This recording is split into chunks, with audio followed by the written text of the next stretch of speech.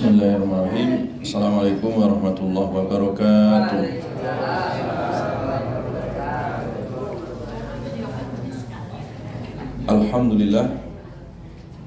Alhamdulillahilladzi arsala rasulahu bil huda wa dinil haqq liyudhhirahu 'ala ad-dini kulli wa kafa billahi shahida.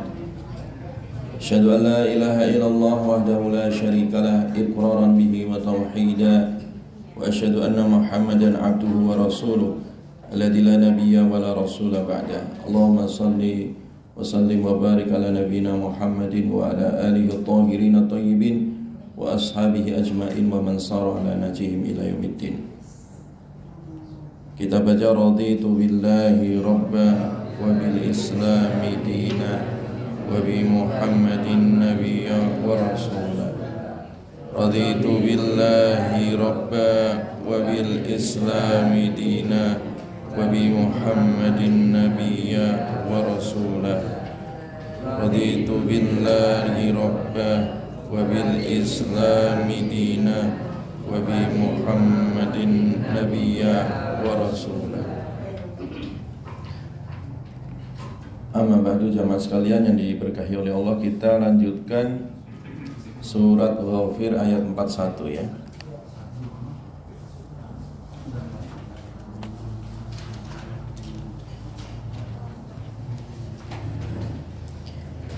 Saya baca dulu, nanti diikuti. A'udzu billahi minasy syaithanir rajim.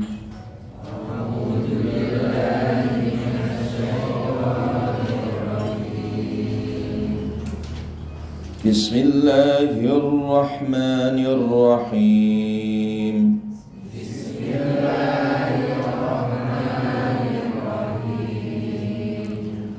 Wa ya qaumi ma li ad'ukum ilan najati wa tad'unani ilan nar.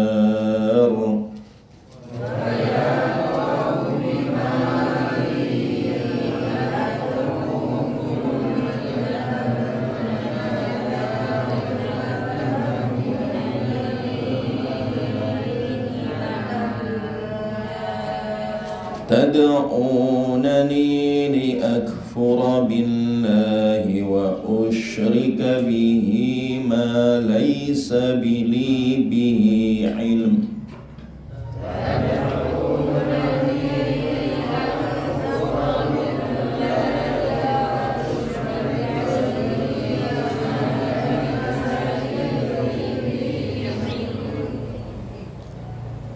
ما ليس لي به علم وأنا أدعوكم إلى العزيز الغفار.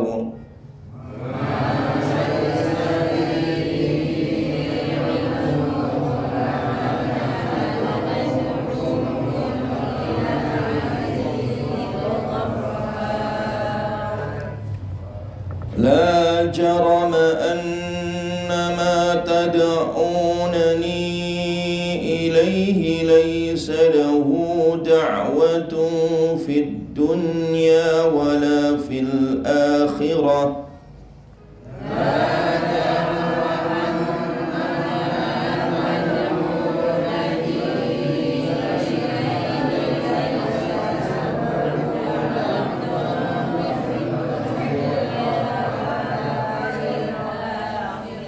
وأن مردنا إلى الله وأن المسرفين هم أصحاب النار.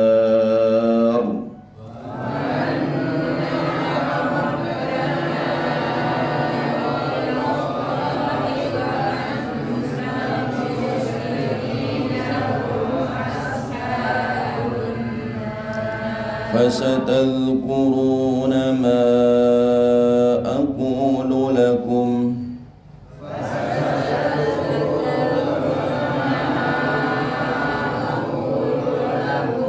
وأفوض أمري إلى الله.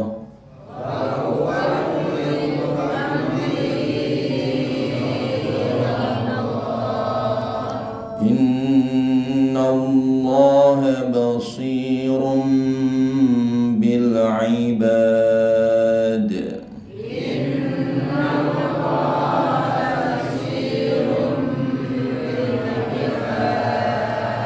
فوقاه الله سيئات ما مكروا وحاق بآل فرعون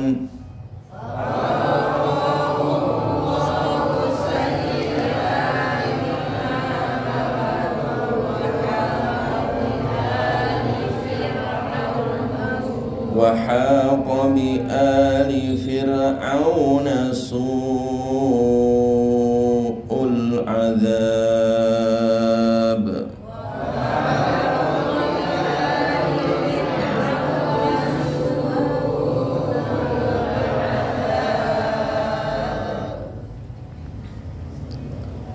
wa ya qaumi wahai kaumku wa ya qaumi wahai kaumku mali ad'ukum mali bagaimanakah mali bagaimanakah ini ya ad'ukum bagaimanakah ini aku ya ad'ukum aku menyeru kalian ilan najati untuk keselamatan wa tad'unani dan kalian menyerukan kepadaku ilan nari kepada neraka tad'unani kalian menyerukan kepadaku li'akfura supaya aku kufur billahi kepada Allah wa usyrika dan supaya aku syirik bihi dengannya ma laisa li bihi ilmun ma menyekutukan dengan apa laisa yang tidak ada li bagiku bihi dengannya ilmu ya wa ana ad'ukum sementara aku menyeru kalian ilal azizil ghaffar ilal azizi kepada Allah yang maha perkasa al ghaffar lagi maha pengampun.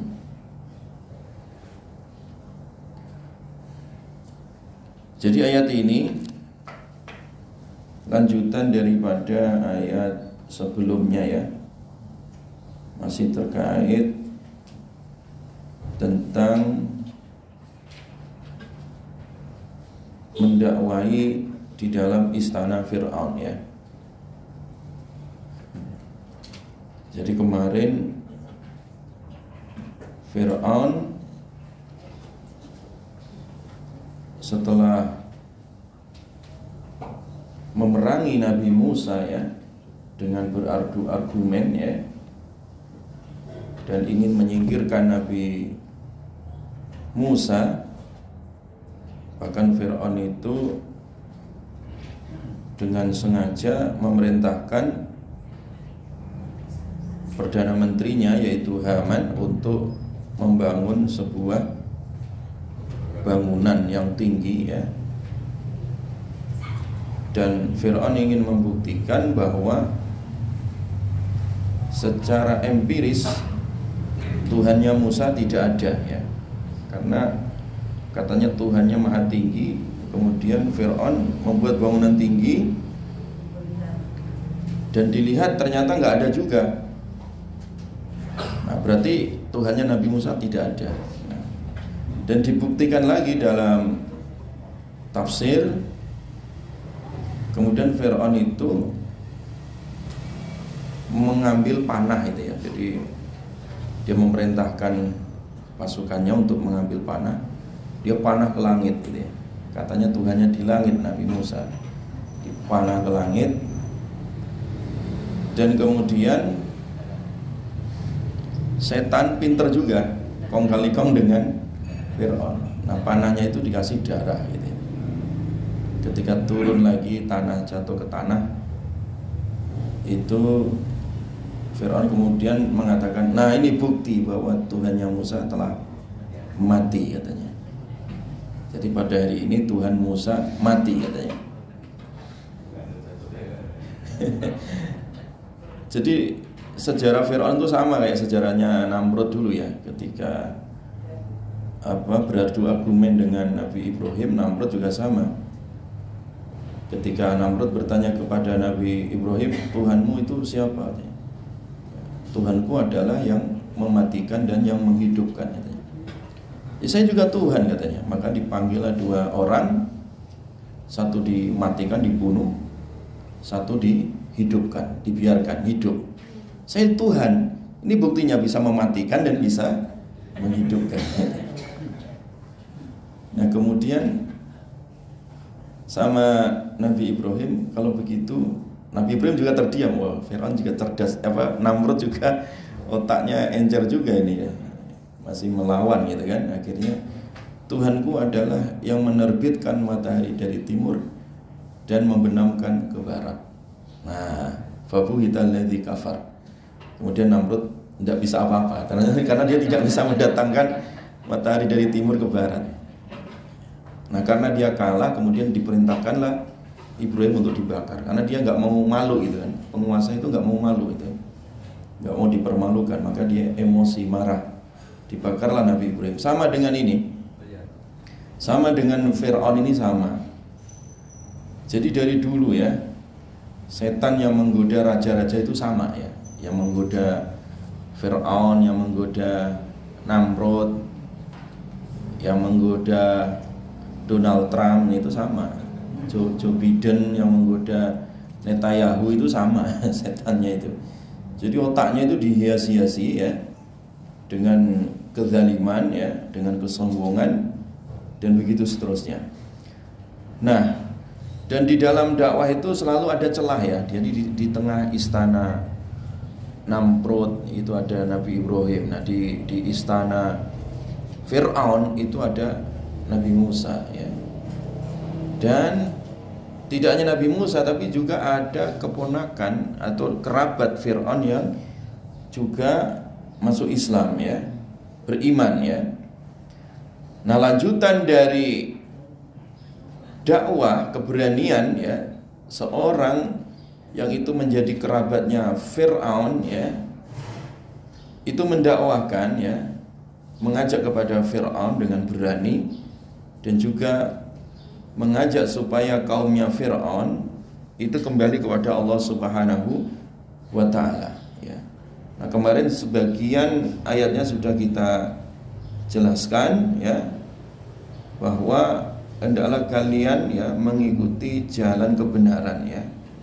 Sesungguhnya dunia ini hanyalah kesenangan sesaat dan akhirat itu adalah kesenangan yang abadi.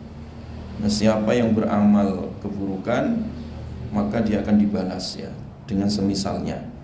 Dan siapa yang beramal soleh, baik laki maupun perempuan, dia beriman, dia akan masuk surga, diberikan rezeki tanpa hisab. Sampailah ayat ini yang 41 ya. Wa ya qaumi, wahai kaumku. Nah ini.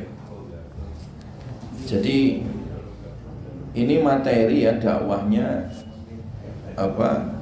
seseorang ya dari kerabat Fir'aun yang beriman ya.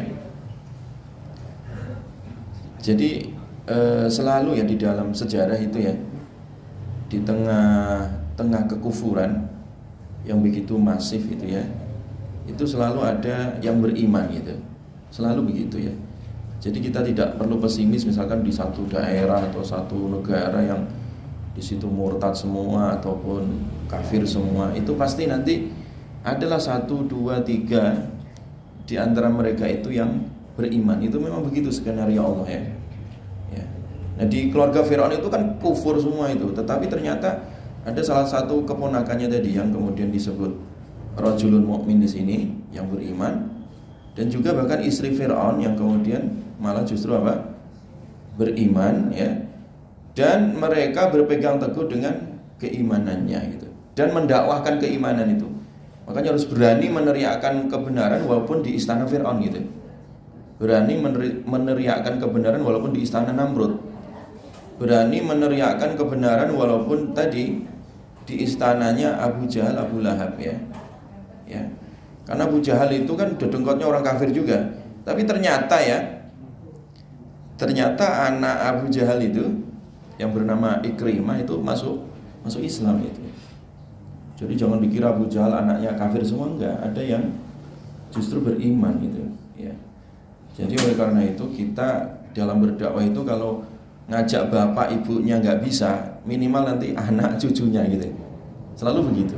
Atau kalau bapak ibunya nggak bisa, nanti bisa keponakannya atau bisa kerabatnya yang jauh, itu akan selalu bisa gitu. Karena di tengah-tengah dakwah itu selalu ada celah ya, selalu ada celahnya gitu, pasti itu ya. Makanya kita tidak boleh berhenti mengajak kebaikan kepada siapa? Orang lain ya. Nah, siapa menyangka dulu ya ada bandar narkoba yang itu jadi gembongnya, yaitu siapa? Freddy Budiman itu ya.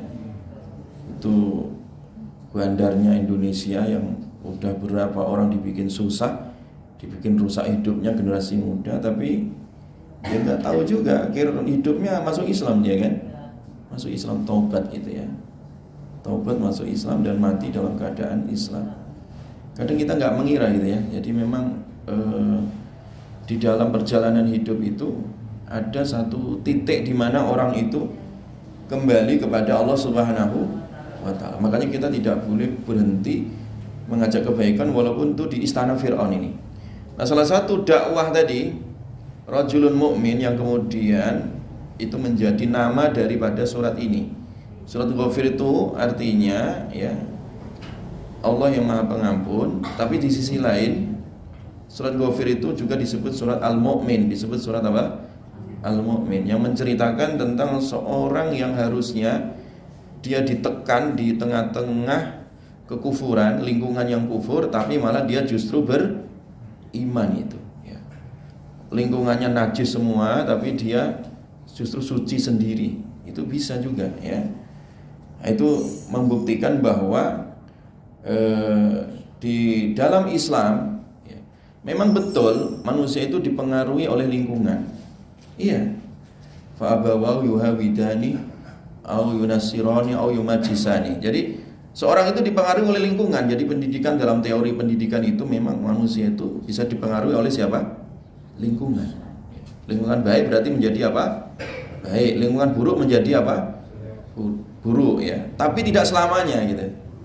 Tidak selamanya orang yang di lingkungan baik dia baik, dan tidak selamanya di lingkungan buruk dia buruk.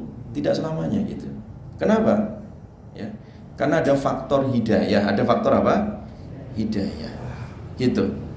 Jadi dalam teori pendidikan Islam itu tidak murni lingkungan itu berpengaruh, tidak. Tapi ada faktor apa? Hidayahnya. Mungkin kalau dalam teori barat itu murni berpengaruh lingkungan, tapi dalam Islam tidak. Karena buktinya apa? Dibuktikan di lingkungan Fir'aun itu harusnya orang itu kan 100% kafir kan? Fir'aun sendiri berubah mengaku jadi Tuhan kan gitu. Tapi ternyata tidak ya. Demikian juga di rumahnya Nabi Nuh dan Nabi Lot. Harusnya kan beriman semua ya kan? Tapi ternyata istrinya Nabi Nuh, istrinya Nabi Lot kafir ya, dan bahkan anaknya. Jadi oleh karena itu ya, faktor hidayah ini sangat apa? Dominan, penting. Jadi yang berpengaruh 100% itu yang disebut dengan apa? Hidayah. Yang mempengaruhi seseorang itu 100% adalah apa? Hidayah. Nah, untuk menjemput hidayah tadi itu, nah diperlukan dakwah. Nah nih, makanya di istana Fir'aun tadi ya ada orang yang beriman dan mendakwahkan. Nah, salah satu materi dakwanya ini, wa ya qaumi mali ad'ukum ilan najati wa tad'unani ilan nar. Wahai kaumku, ya, ada apa gitu kan? Dia bertanya, artinya berdialog ini ya. Wa ya qaumi, wahai kaumku, mali ad'ukum. Ada apa? Aku kan mengajak kalian ya ilan najati, untuk selamat ya, ngajak kepada kebaikan. Wa tad'unani ilan nar, tetapi kalian malah justru mengajak kepada ke neraka. Nah, ini mulai perang ini, perang pemikiran ini. Jadi di sini juga ayat menjelaskan bahwa dakwah itu ada dua ya. Ada yang dakwah ilal jannah, ke surga. Ada dakwah ila nari jahannam ya, dakwah ke neraka apa? Jahannam. Jadi dai itu ada dua ya. Dai yang memang mengajak kepada surga, ada dai yang memang mengajak ke neraka jahannam ya. Itu sepanjang sejarah itu selalu ada ya. Jadi dai makanya harus ada memang dai-dai yang standar gitu ya. Makanya MUI bikin standarisasi dai ya. Itu salah satunya itu tadi, supaya lurus dai-dai itu ya. Ya. Karena ada orang dai itu ya ngajak untuk kepentingan diri sendiri, memperkaya diri sendiri. Pasang tarif ya, sekali manggung 1 miliar gitu ya. Makanya kan banyak sekarang dai-dai muda kaya raya, pamer rumah gedungan, mobil Mercy-nya puluhan ya, motor gedenya 1 lusin ya. Nah, banyak sekarang itu. Bukan dai ila Allah, bukan dai mengajak kepada Allah, tapi dai ila nafsi, ngajak kepada dirinya sendiri. Ayo sini, kantong sini, saya masang kantong, isi kantongnya ya. Banyak itu dai-dai yang memang tujuannya untuk memperkaya diri ya. Ya. Jadi banyak ya, hanya untuk sekedar apa? Memperkaya diri, bukan dai yang sesungguhnya. Atau dai-dai yang memang ngajak kepada pemurtadan ya. Itu yang disebut dengan gerakan pemurtadan ya. Gerakan pemurtadan ini ya, itu di dalam sejarah Islam disebut harokatut tasykik ya. Harokatut tasykik ya. Harokatut tasykik itu artinya gerakan untuk meragu-ragukan ajaran Islam ya. Harokatut tasykik.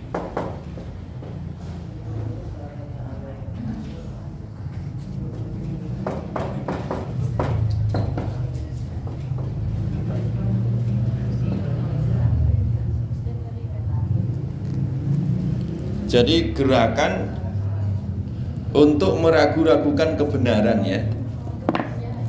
Jadi ngajak kepada neraka jahanam. Tadi Fir'aun dan bala tentaranya ya, Fir'aun dan komunitasnya itu kan mengajak ya supaya meninggalkan Nabi Musa dan meninggalkan Tuhannya Musa. Bahkan Fir'aun katanya sudah membuktikan Tuhan Musa nggak ada dan bahkan mati ya. Itu namanya apa? Menggembosi dakwahnya Nabi Musa alaihi salam ya. Jadi itu Fir'aun ya dan bala tentaranya. Dan yang menggembosi dari gerakan-gerakan dakwah kebenaran itu tidak hanya dari kalangan istana ya, tapi juga dari kalangan pengusaha ya. Jadi di zaman Nabi Musa itu selain Fir'aun ada Qarun ya. Qarun, oligarki, kalau bahasa Indonesianya adalah oligarki. Jadi memang ada yang memang dari kelompok-kelompok oligarki itu yang menggembosi dakwah kebenaran ya.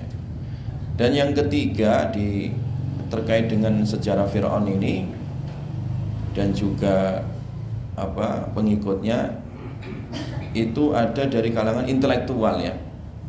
Yaitu dari kalangan intelektual disebut dalam ayat itu ya, dan di dalam tafsir yaitu Bal'am ya. Jadi Bal'am bin Ba'ura ya. Jadi kalau dari kalangan oligarki itu namanya Qarun ya, hartawan ya.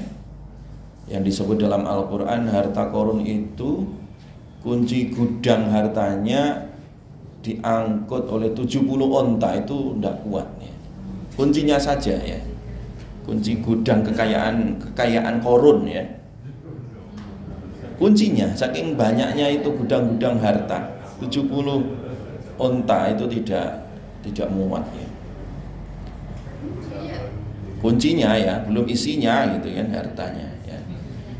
Kita kunci 1-2 saja nggak ada isinya juga ya. Di lemari kosong, rumahnya kosong ya. Ini Qarun kuncinya saja 70 onta yang mengangkutnya itu nggak muat. Makanya Qarun kan pernah itu ya. Jadi 70 onta itu yang mengangkut kunci-kunci gudang hartanya itu dibuat parade Qarun itu. Parade Qarun itu kayak parade TNI gitu ya, pamer tank gitu. Kalau Qarun harta, ya, pawai. Nah, ketika pawai itu masyarakat banyak yang melongo gitu ya, yang terbelalak dengan kekayaan Qarun ini. Nah, ada satu lagi murid Nabi Musa. Jadi itu murid yang murtad itu si Qarun ini ya.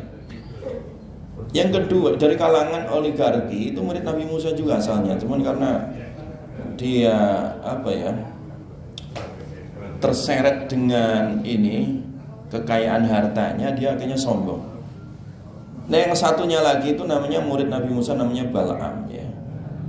Bal'am itu dari kalangan intelektual ya. Orang pinter ya. Asalnya Bal'am itu diutus oleh Nabi Musa. Jadi Nabi Musa itu musuhnya berat lah ya.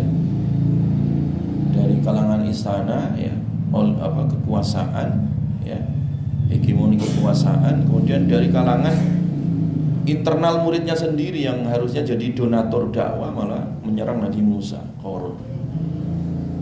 Dan satunya lagi Bal'am ya. Bal'am itu murid Nabi Musa yang murtad gara-gara menjilat sama penguasa Madian ya. Jadi Nabi Musa mengutus Bal'am ke Madian untuk mendakwai Raja Madian, tetapi diiming-imingi jabatan itu ya. Diiming-imingi jabatan. Dah, kamu ikut saya aja, nanti jadi menteri agama gitu ya. Jadi kan enak itu kasih jabatan itu ya. Jadi kalau sekarang kita lihat dai-dai yang jadi tim sukses kemudian jadi menteri misalkan, ya biasa itu. Zaman Qarun, zaman Fir'aun itu sudah ada gitu. Yang termasuk yang terseret ini adalah Bal'am ya. Dia terseret dengan kekuasaan, akhirnya dia balik menyerang Nabi Musa ya. Makanya diibaratkan oleh Al-Quran, dai-dai yang seperti itu intahmil alaihi yalhas atau tajruku yalhas ya. Kamu kalau lihat itu ya, anjing itu, jadi kalau anjing itu digusah ya, diusir, itu lidahnya yang menjulur. Atau kamu diamkan, dibiarkan aja, lidahnya juga menjulur. Itulah permisalan orang yang berilmu tapi dia menjilat itu kayak, jadi bahasanya agak tegas gitu ya. Diibaratkan kayak anjing katanya, kata Al-Quran. Pamasaluhu kamasalil kalb ya. Pamasaluhu, pemisalannya itu seperti anjing katanya ya. Jadi karena menjilat tadi itu. Nah, di sini kemudian ya Nabi Musa dan beberapa orang yang beriman kepada Nabi Musa itu tidak menyerah ya. Jadi dakwah Nabi Musa itu dikelilingi oleh tadi, diintervensi oleh kekuasaan istana, oleh oligarki, dan oleh intelektualnya. Udah habis itu, gak ada celah lagi ini. Kekuatan yang sangat dahsyat itu. Ada kekuasaan Fir'aun, ada oligarki, hartawannya Qarun, dan ada intelektualnya Bal'am. Bersatu itu. Makanya Allah Subhanahu wa taala membuat permisalan ya di dalam surat Al-Qasas itu ya, bahwa kisah Nabi Muhammad dengan kisah Nabi Musa itu hampir mirip ya, beririsan ya, sama ya. Artinya apa? Apa yang dihadapi oleh umat Nabi Muhammad di sepanjang sejarah ini itu sama yang dihadapi oleh Nabi Musa ya. Sama ya. Bisa dibaca surat Al-Qasas itu ya, dari awal sampai akhir itu. Di awal itu Allah ceritakan kisah panjang lebar tentang Nabi Musa. Di akhir nanti itu dikisahkan tentang Nabi Muhammad ya. Sedikit kisahnya tapi kemudian itu disamakan ya. Jadi perjalanan Nabi Musa sama Nabi Muhammad itu sama. Nabi Musa terusir dari tanah airnya, kemudian hijrah ke Madian, balik lagi dakwah. Ya, musuhnya juga sama tiga ini. Oligarki, kekuasaan, dan intelektual yang jahat. Ya. Umat Islam sekarang juga sama. Musuhnya itu satu oligarki, dua kekuasaan yang zalim, yang ketiga itu adalah intelektual yang culas ya, atau yang jahat ya. Sehingga membalikkan yang halal jadi haram, yang haram jadi apa? Halal atau syubhat ya, atau dibuat remeng-remeng jadi syubhat ya.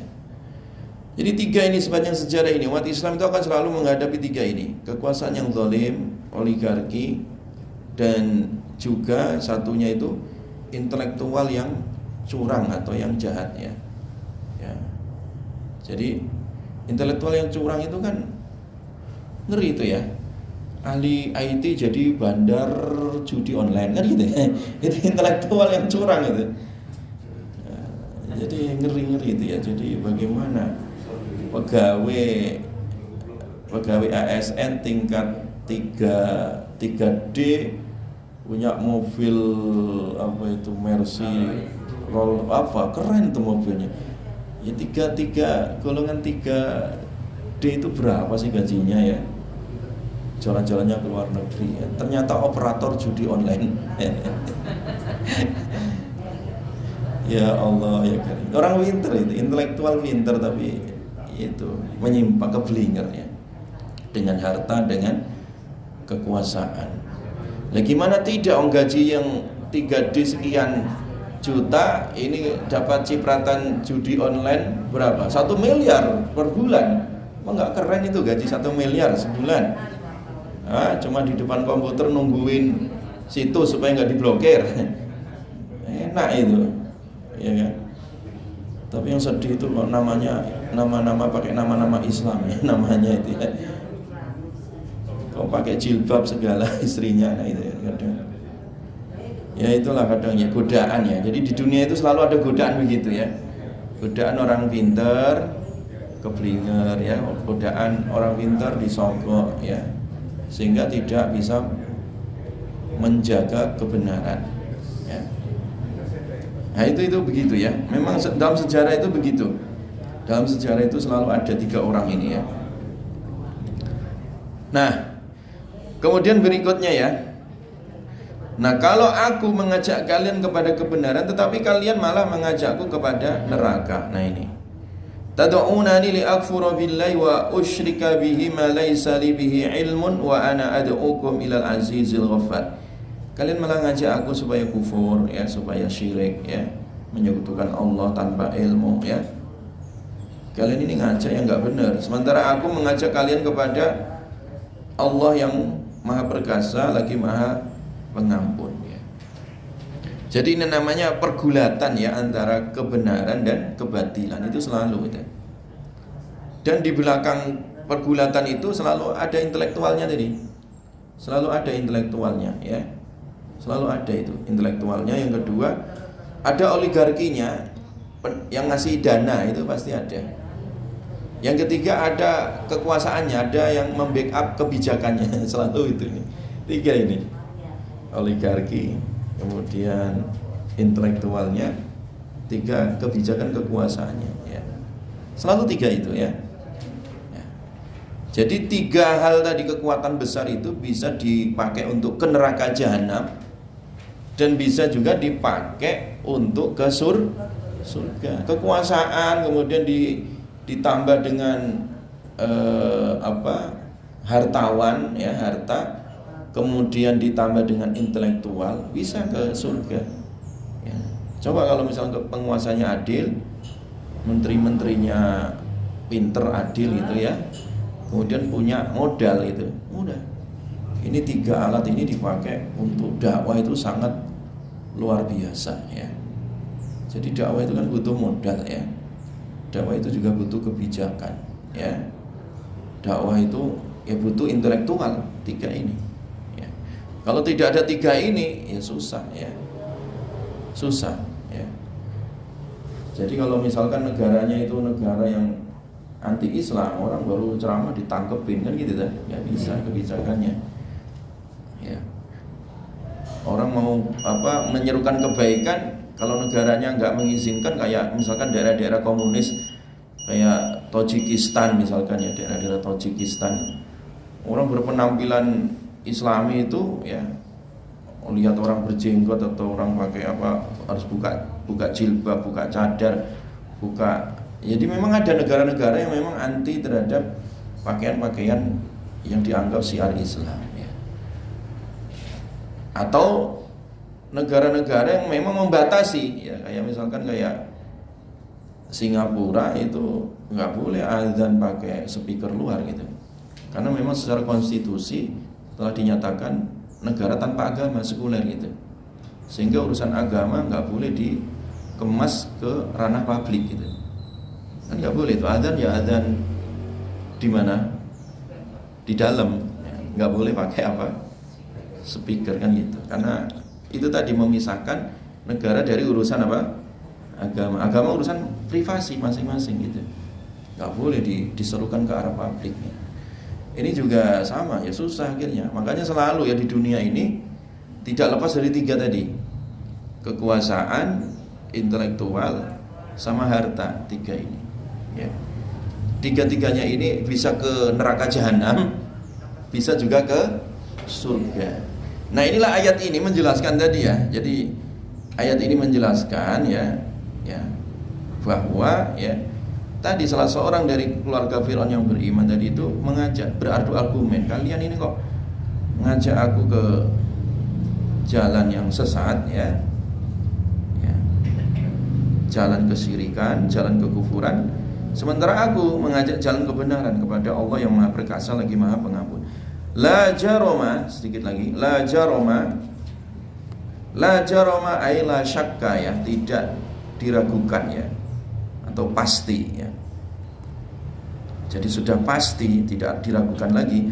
Annama, sesungguhnya hanyalah tad'unani, kalian mengajak kepadaku, ilahi kepadanya. Laisa lahu, tidak ada lahu baginya da'watun, seruan atau ajakan, fid dunya, di dunia, wala fil akhirah, dan juga tidak ada guna di akhirat. Jadi udah jelas ya, tidak diragukan lagi. Dakwah kalian, ajakan kalian ini wahai Fir'aun dan kawan-kawannya ya, atau pendukungnya, ajakan kalian ya yang sesat itu tidak ada gunanya di dunia dan juga tidak ada gunanya di akhirat ya. Wa anna maraddana ilallah, dan sesungguhnya tempat kita kembali ilallahi itu kepada Allah. Nah sementara kalian ini dan kita semua itu nanti kan bakal mati. Kalau udah mati kan nanti kembali kepada Allah ya, akan dipertanggungjawabkan ya kan, semua amalan. Sementara kalau kalian ini nggak punya bekal dari dunia yang bermanfaat ke akhirat, ya nanti celaka kan gitu ya. Kita kembali kepada Allah, jangan sampai celaka. Wa annal musrifina hum ashabun nar, wa anna, dan sesungguhnya al musrifin, orang-orang yang melampaui batas, hum, mereka itu ashabun nar, penghuni neraka ya. Jadi ini dari kesimpulan dakwah tadi ya, rajulun mukmin ya. Jadi ada seseorang yang memang dia kesatria, berani ya untuk menyerukan kebaikan walaupun itu di dalam istana Fir'aun ya. Dia berani itu. Resikonya akan mati ini. Resikonya mati ini ya. Resikonya dihukum sama Fir'aun kan gitu, walaupun itu adalah keponakan atau kerabatnya sendiri ya. Tetapi dia tetap lantang berani meneriakkan kebenaran ya, bahwasanya dakwahnya Fir'aun ya kan, dakwahnya kalian wahai Fir'aun dan bala tentaranya tadi itu tidak ada manfaatnya di dunia dan juga di akhirat ya. Dan ingat ya bahwasanya kita kembali kepada Allah, dan ingat sesungguhnya orang-orang yang tadi melampaui batasnya itu kelak nanti masuk ke dalam api neraka. Fasatadhkuruna ma aqulu lakum. Nah, ayat-ayat penutupnya di sini, fasatadhkuruna, maka kalian akan mengingat, ma apa-apa, aqulu yang aku ucapkan, laku untuk kalian ya. Kalian ini pasti ingat nih ucapan saya ini ya. pegang ucapan saya, kata rajulun mukmin tadi ya, orang yang beriman tadi yang di kalangan istana Fir'aun. Kalian pasti akan mengingat apa yang aku ucapkan. Wa ufawwidu amri ilallah, dan aku serahkan amri urusanku ilallahi, kepada Allah ya. Innallaha, sesungguhnya Allah basirun, maha melihat, bil ibad ya, dengan hamba-hambanya ya, hamba-hambanya ya.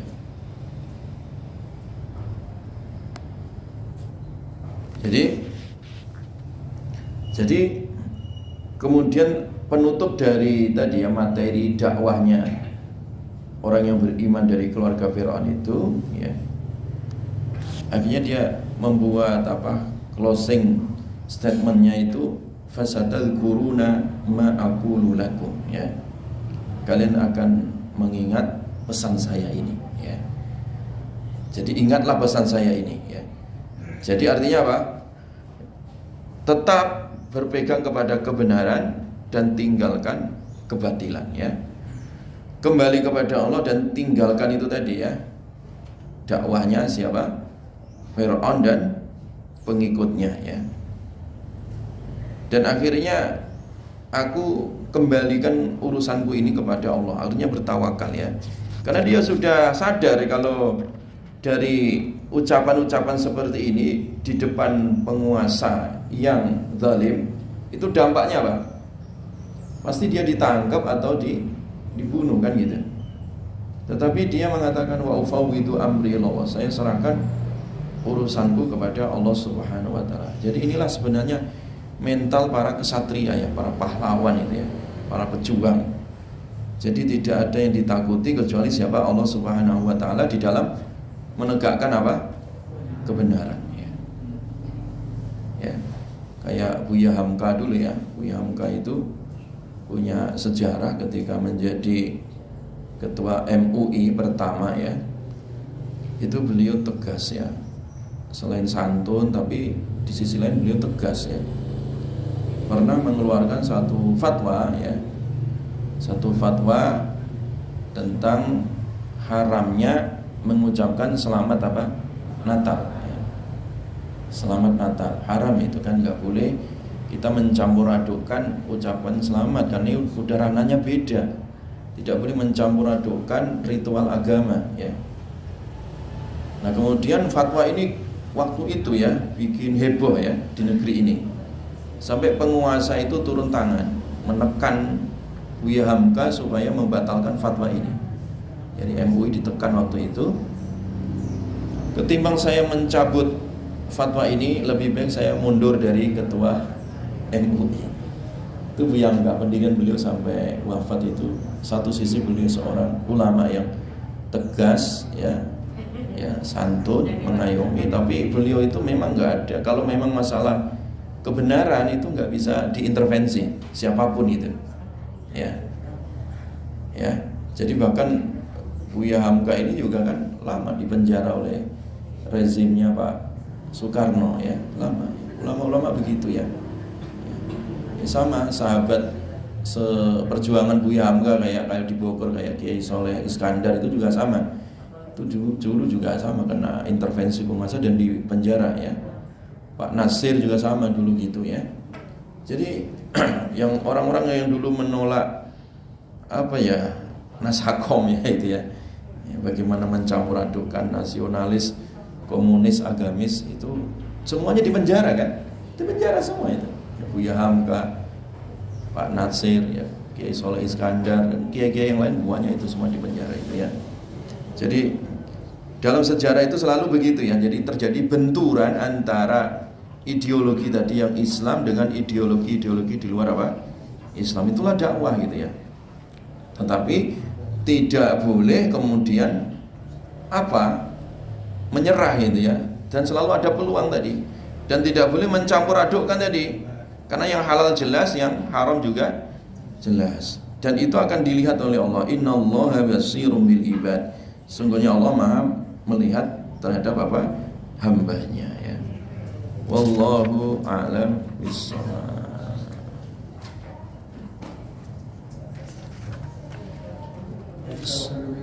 Indonesia ada yang sebagian kelompok yang Islam juga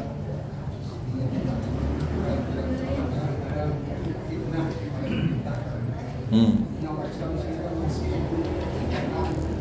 tidak ada lapangan masih bisa belajar masih bisa ketawa masih bisa azan.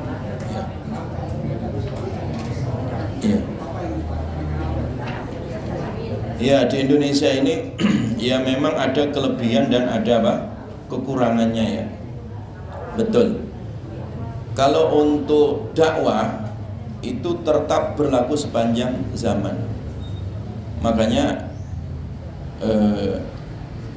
tetap harus menasihati pemerintah ya. Kalau salah ya dinasihatin, diluruskan.